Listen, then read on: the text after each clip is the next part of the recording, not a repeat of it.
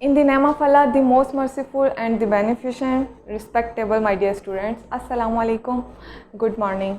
I wish you all are good and Allah Pak always bless you.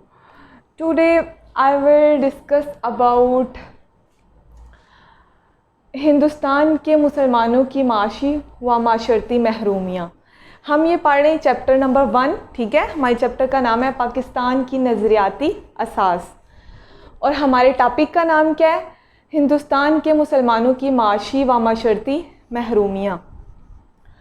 अब हम इस topic में क्या पढ़ेंगे? हम इस टॉपिक में ये पढ़ेंगे कि बरसगीर में जो मुसलमान थे, ठीक है, बरसगीर में जो मुसलमान थे उनको किस किस तरह की महरूमियों का सामना करना पड़ा, ठीक है। किसके बाद हम स्टार्ट करते हैं, चलें, ठीक है। 1857 की जंग के बाद, या इससे पहले थोड़ा सा हम पीछे से स्टार्ट करते हैं कि पहले सबसे हमने पीछे पढ़ा था कि बरसगीर में क्या था, मुसलमानों की हुकूमत थी और अंग्रेज़ों ने आके कब्ज़ा कर लिया था। और उसके लिए ये हुआ था कि हिंदू और मुसलमान दोनों ने ही मिल के एक काम किया था, और वो काम ये था कि उनने कहा था कि हम दोनों मिल के आज़ादी हासिल करेंगे, ठीक है। हिंदू और मुसलमान दोनों मिल के अंग्रेज़ों से आज़ादी हासिल करना चाहते थे, और इसके लिए जो उनका नज़रिया था वो एक ही नज़रिया था, ठीक है। वैसे तो हमें पता है कि मुसलमान और हिंदू का नज़रिया हमेशा से अलग रहा है, क्योंकि वो दोनों एक जुदा जुदा कौम हैं, लेकिन इस बात पे वो दोनों क्या थी, मुत्फिक थी। उन दोनों का नज़रिया क्या था, एक जैसा था। तो फिर क्या हुआ कि फिर ये हुआ कि 1857 में इन दोनों ने मिल के जंग की, ठीक है। किसके ख़िलाफ़ जंग की? अंग्रेज़ों के ख़िलाफ़। लेकिन ऐसा हुआ कि इस जंग में होगी शिकस्त, और उस शिकस्त के बाद क्या हुआ? उस शिकस्त के बाद ये हुआ कि जो हिंदू हैं उनने सारा इल्ज़ाम किस पे डाल दिया? मुसलमानों पे। अंग्रेज़ों को ये बताया कि ये जो जंग की गई है ये किसने की है? ये मुसलमानों ने की है आपके ख़िलाफ़। तो इस वजह से अंग्रेज़ फिर मुसलमानों के टोटली ही अगेंस्ट हो गए, और फिर उनने क्या किया, उनने फिर मुसलमानों को तरह तरह की मुश्किलात में डालना शुरू कर दिया, मुसलमानों को बहुत ज़्यादा तंग किया, और ये किया कि किसी भी तरह से मुसलमान अपनी अलग तहज़ीब, अपनी अलग शनाख्त, ये सब चीज़ें ख़त्म कर दें, ठीक है।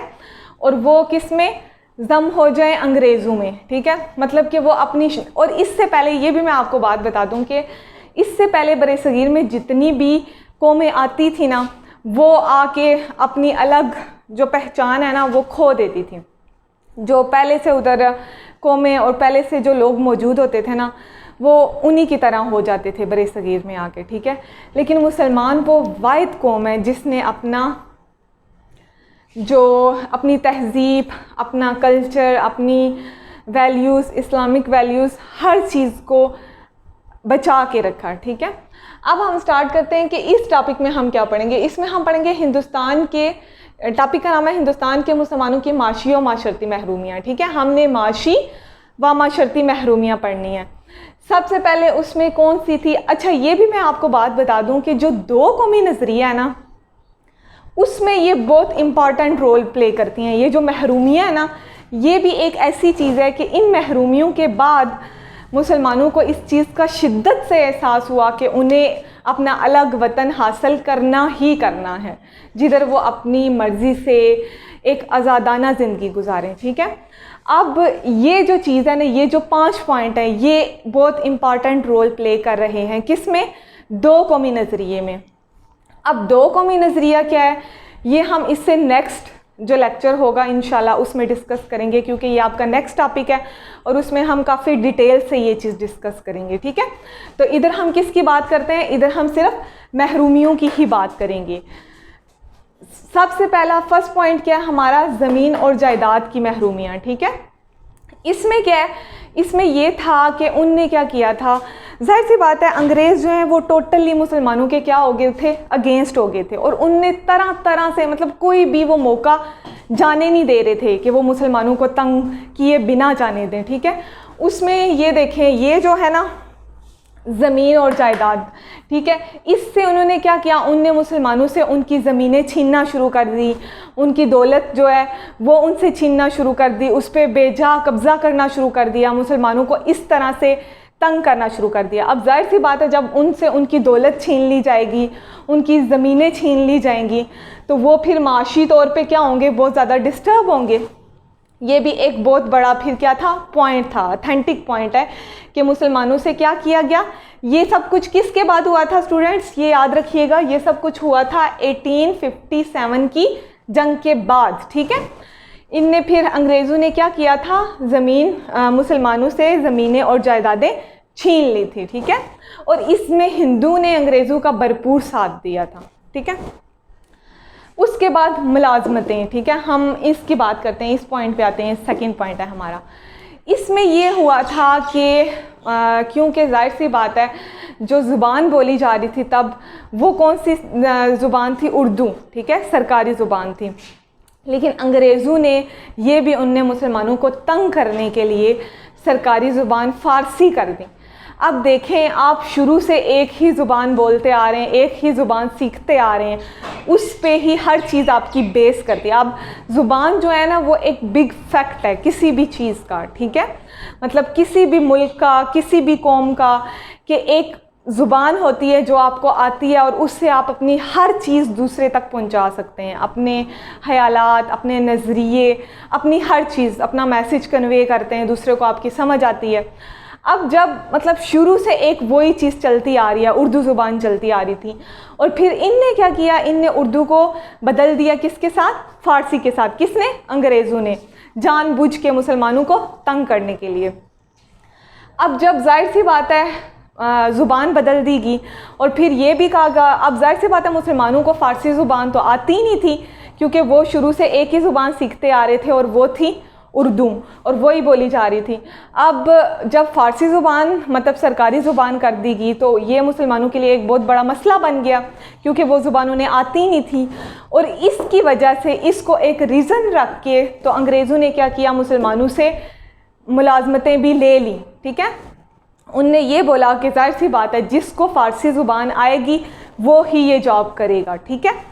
तो फिर ये दो पॉइंट हमने डिस्कस कर लिए। एक कौन सा, कि उनसे किस चीज़ से महरूम कर दिया गया, ज़मीन और जायदाद से महरूम कर दिया गया, और सेकंड वन कि उनको जॉब से भी महरूम कर दिया गया, उनको मुलाजमतों से भी महरूम कर दिया गया, ठीक है। थर्ड वन इज़ तजारत, ठीक है।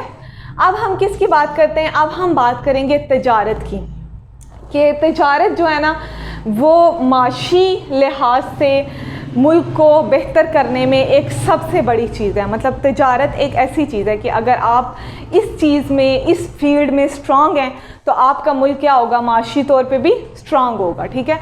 और बहुत से मुसलमानों का तजारत ही पेशा था, ठीक है, मुसलमान तजारत ही करते थे। तो अब इधर क्या हुआ, इधर भी ये हुआ कि इन्होंने, अंग्रेज़ों ने यहाँ आके भी मुसलमानों को इस लेवल पे भी तंग करना शुरू कर दिया और उनकी तजारत भी बंद कर दी, ठीक है। अब जाहिर सी बात है, तजारत बंद होगी, जिससे वो लोग कमा रहे थे, अपनी फैमिलीज़ को लेके चल रहे थे, उनकी फैमिली सर्वाइव कर रही थी। जब ये चीज़ ख़त्म होगी तो फिर ये भी तो एक बहुत बड़ा मसला था। तो इस तरह से ये भी उन्होंने एक बड़ा मसला बना दिया, ठीक है। हमने 3 पॉइंट डिस्कस कर लिए। पहला था ज़मीन और जायदाद से महरूमी, ठीक है। सेकंड वन इज़ कि उनसे जॉब ले ली गई, ठीक है, मुलाजमतों से महरूमी। और थर्ड वन इज़ कि उनसे क्या किया गया, कि तजारत छीन लेगी, ठीक है। अब हम बात करते हैं इल्मी असासे के बारे में, ठीक है। इल्मी असासे से कैसे महरूम किया गया, इल्मी असासे से ऐसे महरूम किया गया कि मुसलमानों की का बहुत सा ये जो इल्मी असासा था ना, इसको इनने उनकी लाइब्रेरी से निकाल के तो किधर ट्रांसफ़र कर दिया, इंग्लिस्तान में, ठीक है। कि क्या किया गया कि मुसलमानों के इल्मी असासे को किधर ट्रांसफ़र कर दिया गया, इंग्लिस्तान में, ठीक है।